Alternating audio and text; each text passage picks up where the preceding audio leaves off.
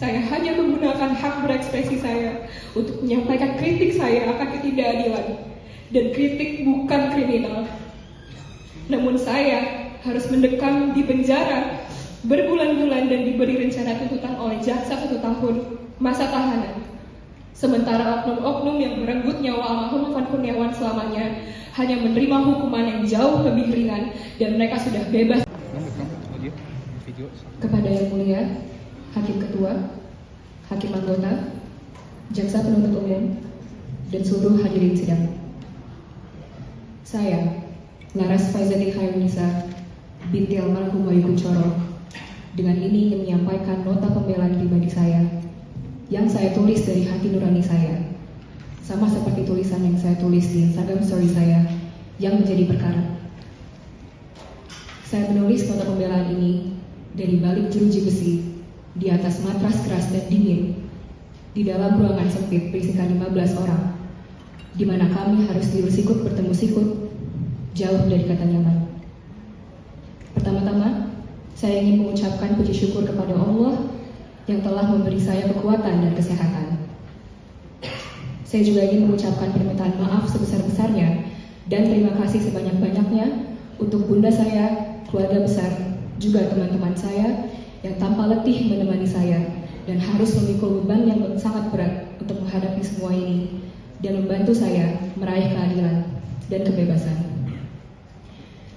Siapa yang sangka di umur 26 menuju 27 tahun ini saya harus mendekam di penjara, meninggalkan rumah, kehilangan pekerjaan saya hanya karena saya menyampaikan suara hati, aspirasi, kritik, kekecewaan, bela sungkawa, dan menggunakan hak bersuara saya sebagai warga negara untuk beropini, berekspresi atas suatu peristiwa yang sangat memilukan dan menyentuh sisi kemanusiaan saya dan atas suatu ketidakadilan.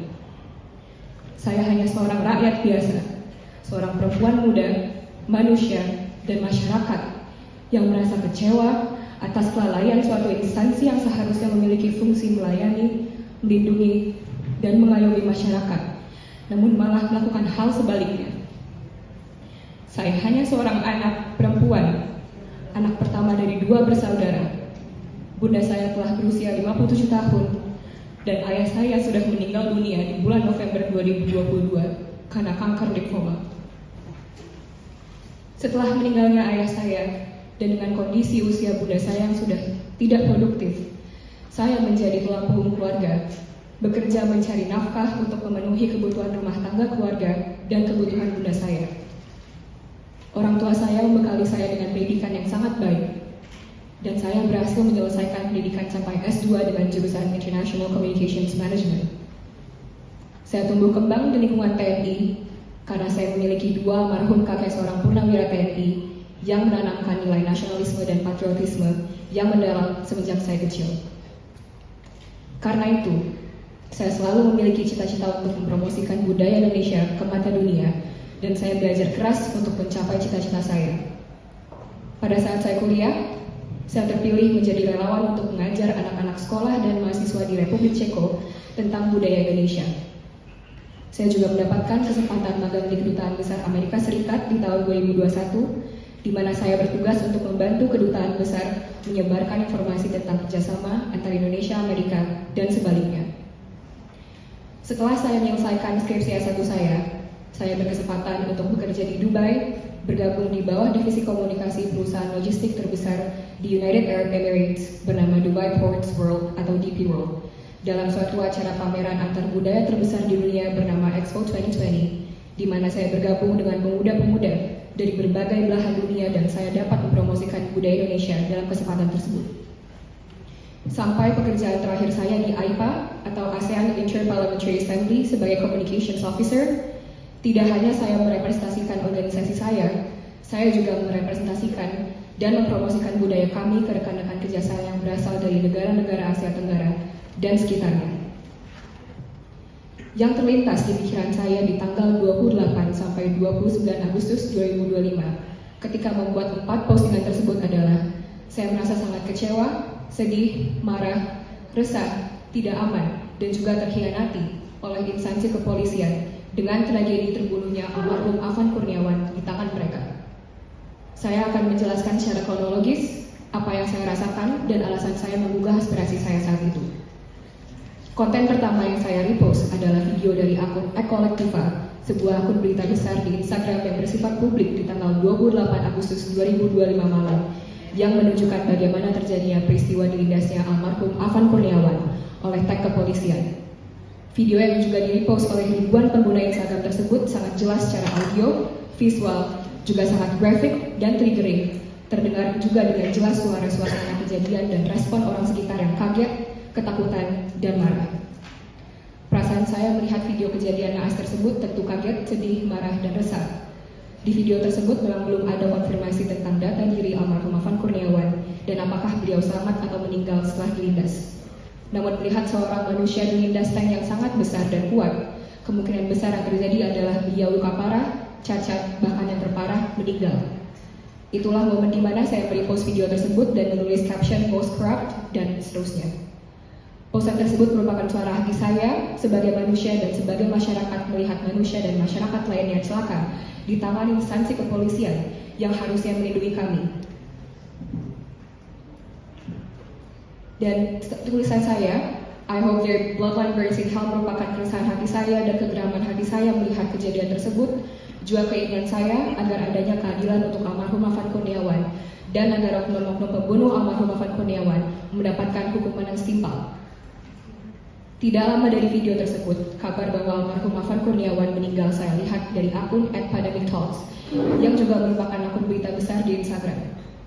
Akun tersebut mengupload foto almarhum Afan Kurniawan yang dikolase dengan foto jenazahnya yang sedang disolati dengan informasi tentang beliau, 28 tahun, rajin, tulang punggung keluarga, tinggal di kontrakan 3x11 meter bersama 7 orang keluarga.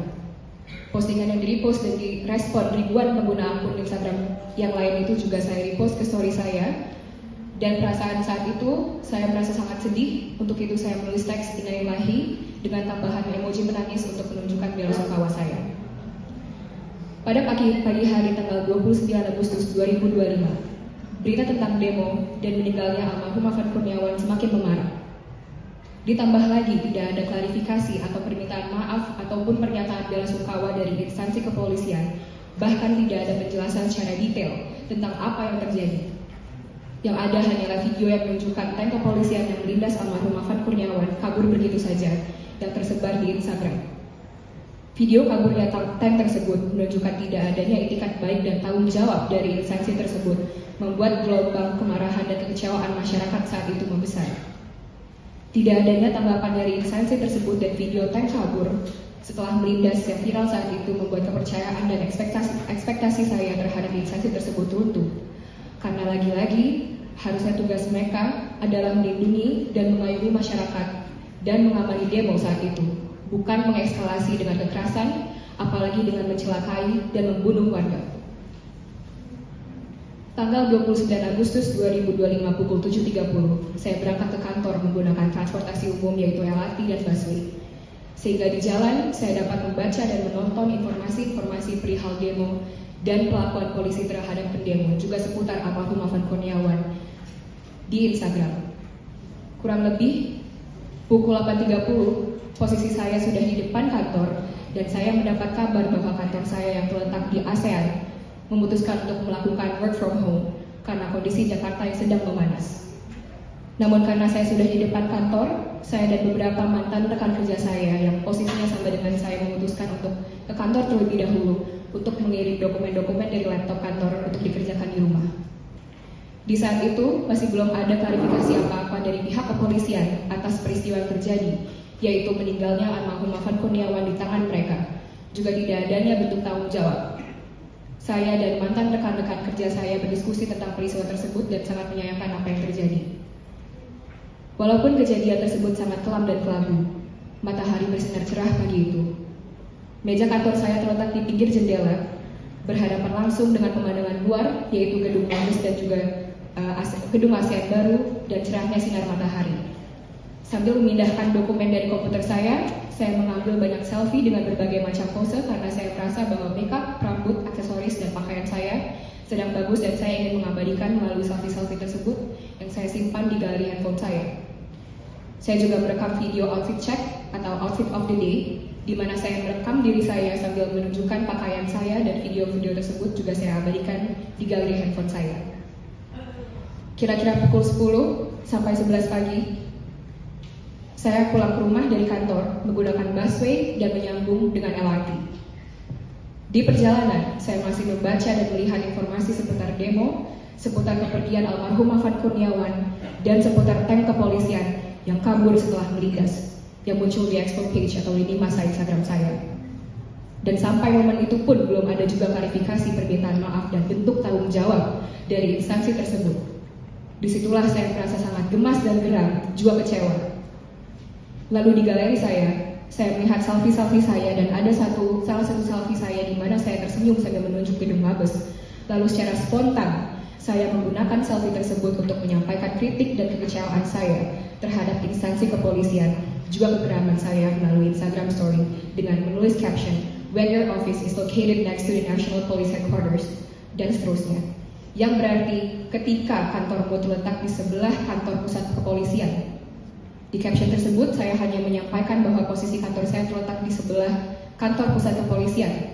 Saya tidak menunjukkan caption tersebut ke siapa-siapa, apalagi kepada orang-orang yang berada di dekat kantor pusat kepolisian. Karena saya menulis kata when, yang berarti jika,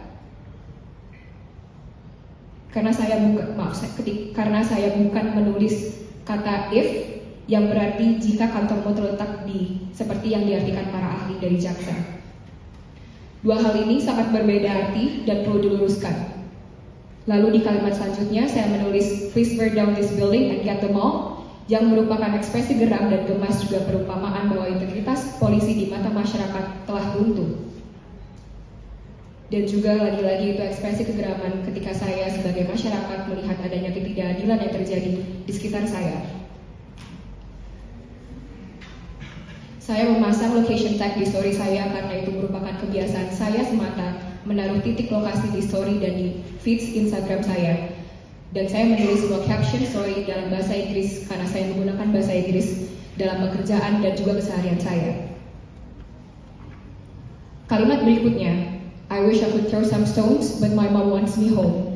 Saya menggunakan kalimat pengandaian dalam bahasa Inggris yang disebut second conditional, yaitu kalimat yang mendeskripsikan suatu pengandaian dan kondisi yang tidak mungkin terjadi. Seperti contohnya, "I wish I were a boy," yang bisa diartikan sebagai andai saja saya seorang laki-laki, yang merupakan kondisi yang tidak mungkin karena faktanya saya adalah seorang perempuan. Atau contoh lainnya, "I wish I could marry Brad Pitt," yang berarti andai saja saya bisa menikahi Brad Pitt. Sebuah kondisi yang tidak akan terjadi karena saya dan Brad Pitt tidak saling kenal. Di kalimat "I wish I could throw some stones" pun mendeskripsikan kondisi yang tidak akan terjadi dan tidak akan saya lakukan. Akan berbeda jika saya menggunakan kalimat third conditional, "I could have thrown some stones, but my mom wants me home," yang menggambarkan penyesalan saya tidak melempar batu dan berarti saya bisa saja tadi melempar batu. Menurut saya hal ini sangat perlu dijabarkan karena ruang terjemah dari bahasa Inggris ke bahasa Indonesia perbedaannya sangat besar. Bahkan penerjemah Inggris ke Indonesia dan saksi ahli linguistik Arab Indonesia yang dari jaksa yang memberi kesaksian pun tidak membahas hal ini. Dan jika tidak dimengerti dengan benar, akan sangat berbeda artinya. Kalimat "But my mom wants me home" juga kalimat penutup yang saya pikir sangat jelas menunjukkan ketidakadanya niat dan keseriusan saya untuk melakukan tindak kekerasan. Karena perintah ibu saya tidak akan menjadi suatu hal yang memberitakan niat saya jika saya benar-benar ingin melakukannya, selaras dengan penjelasan dari ahli Profesor Maneka. Posan selanjutnya yaitu outfit check saya. Saya hanya ingin menunjukkan pakaian dan makeup juga rambut saya yang bagus hari itu, sambil menghubungkan dengan kritik saya terhadap polisi atau kelalaian mereka sehingga merenggut nyawa seorang warga. Di situ saya menulis, "Policemen should be serving the country, but why do I serve harder than all of them combined?" Yang merupakan permainan kata serve yang memiliki makna ganda. Di kalimat serve pertama, kata tersebut berarti melayani, yaitu arti secara harfiah. Di kalimat kedua, serve merupakan kata slang atau kata gaul yang kerap digunakan Gen Z yang berarti keren, dan konteksnya adalah saya sedang menunjukkan pakaian dan penampilan saya saat itu yang keren, dan saya sedang memuji diri saya sendiri. Kalimat selanjutnya, They're so lazy for real, that's why they're fat, ugly, and bald. Saya mendeskripsikan polisi yang secara umum direpresentasikan oleh media mainstream seperti di series kartun The Simpsons atau film 21 Jump Street atau Scream Queens, di mana polisi direpresentasikan sebagai karakter yang pemalas karena sering ketiduran di mobilnya sambil makan donat, jelek, gendut, dan botak. Saya juga menaruh unsur humor di caption tersebut. Yang mulia, tidak ada niat sedikit pun juga kemampuan saya untuk memprovokasi. Saya hanya menggunakan hak bersuara saya sebagai rakyat Indonesia, mengekspresikan suara hati saya, kesedihan saya sebagai perempuan, dan menyuarakan keresahan, kegeraman, juga kekhawatiran saya sebagai pemuda, dan rasa gotong royong saya sebagai rakyat Indonesia melihat ketidakadilan yang terjadi dan kemalangan yang menimpa almarhum Afan Kurniawan, sesama seorang manusia, pemuda, dan rakyat Indonesia. Dari saya muda, saya selalu memiliki minat di bidang international relations, sejarah dunia, pop culture, human rights, isu politik dan sosial global, dan juga budaya dunia. Juga isu mengenai perempuan dan pemuda. Saya selalu memiliki perasaan kesedihan yang mendalam ketika melihat orang yang tidak mampu, dan perasaan menggebu ketika saya melihat seorang kelompok yang lemah atau minoritas ditindas oleh pihak atau kelompok yang lebih kuat atau minoritas, atau sebuah sistem yang tidak adil, bahkan dari saya kecil. Seringkali saya merasa putus asa karena saya tidak punya kekuatan besar untuk menolong. Selama saya berkarir, saya sangat beruntung untuk dapat melihat dunia, traveling dan tinggal di luar negeri beberapa waktu, dan bertemu dengan teman-teman dari berbagai macam belahan dunia, termasuk negara-negara konflik, di mana mereka harus menanggung beban begitu berat, bertaruh nyawa, ekonomi yang hancur, kehilangan keluarga, orang tercinta, rumah, karena genosida, civil war, atau karena sistem pemerintahan atau instansi negara yang berlaku tidak adil atau opresif. Dan saya selalu merasa sangat sedih mengetahui ketidakadilan seperti itu. Mengapa dunia begitu kejam dan tidak adil? Mengapa petinggi dan instansi negara yang harus mensejahterakan rakyat malah melakukan hal-hal yang merampas hak rakyat? Mengapa banyak sekali ketidakadilan yang mengorbankan rakyat kecil? Saya selalu mengikuti dan menyuarakan konflik Israel-Palestina, dan saat itu konflik Thailand-Kambodia pun sedang terjadi. Isu-isu yang berbeda namun serupa, karena dalam isu tersebut rakyat kecillah yang menjadi korban dan memikul beban yang paling berat. Apalagi dengan adanya tragedi meninggalnya almarhum Afan Kurniawan di tangan kepolisian yang terjadi di sekitar kita, di negara kita sendiri yang kita cintai dan banggakan. Tentu hati nurani kita akan tersentuh untuk bersuara. Sebagai seorang manusia dengan hati nurani dan rakyat Indonesia yang menjunjung tinggi nilai gotong royong, melihat perlakuan polisi terhadap rakyat yang sedang beraspirasi saat Agustus 2025 kemarin membuat saya kecewa, sedih, dan geram. Dan saya yakin setiap orang dengan hati nurani dan setiap warga negara yang menjunjung tinggi nilai gotong royong akan merasakan hal yang sama dan tergerak untuk menyuarakan tuntutan keadilan. Jika ekspresi, suara, perasaan, opini, kritik, kekecewaan, kesedihan, dan tuntutan kami dianggap kriminal, maka apa arti kami, arti saya sebagai seorang manusia, sebagai seorang rakyat? Apa arti pelindungan kebebasan berekspresi?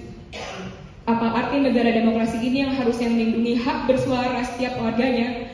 Dan apa arti suara saya sebagai perempuan yang khawatir akan masa depan bangsa dan negaranya? Saya bukan siapa-siapa. Saya bukan seorang dengan pengaruh besar. Saya bukan influencer atau selebgram. Saya memposting kritikan saya di fitur Instagram Story yang hilang dalam waktu 24 jam. Saya tidak turun ke jalan untuk beraspirasi. Saya tidak tergabung dalam organisasi politik. Saya tidak membunuh, melindas. Saya tidak korupsi. Saya tidak narkoba. Saya tidak melakukan tindak kekerasan. Apalagi suatu kelalaian yang merenggut nyawa suatu manusia dan kabur begitu saja. Saya bukan kriminal. Saya hanya menggunakan hak berekspresi saya untuk menyampaikan kritik saya akan ketidakadilan. Dan kritik bukan kriminal. Namun saya harus mendekam di penjara berbulan-bulan dan diberi rencana tuntutan oleh jaksa 1 tahun masa tahanan. Sementara oknum-oknum yang merenggut nyawa almarhum Novan Kurniawan selamanya hanya menerima hukuman yang jauh lebih ringan dan mereka sudah bebas di luar sana. Banyak sekali orang, termasuk tahanan perempuan yang saya temukan di penjara.